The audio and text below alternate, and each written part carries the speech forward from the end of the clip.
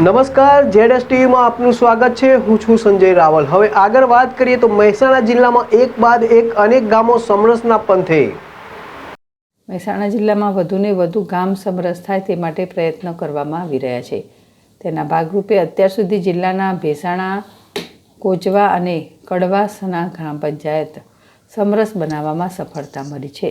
મહેસાણાના ધારાસભ્ય મુકેશ પટેલના પ્રયાસોથી તેમણે જ ગામ સમરસ થશે અને તે 5 લાખની અલગ ગ્રાન્ટ આપવાની જાહેરાતથી વધુને વધુ ગામ સમરસતા તરફ જઈ રહ્યા છે। મહેસાણા તાલુકાની ભેસાણા ગ્રામ પંચાયત સમરસ થઈ છે।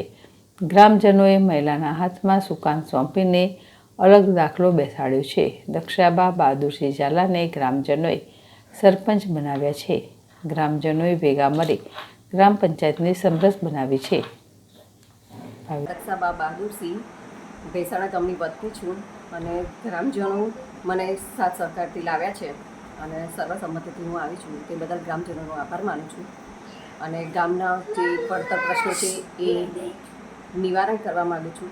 બધા બીજા વિકાસના કાર્યો થાય એવો મારા પ્રયત્ન રહેશે।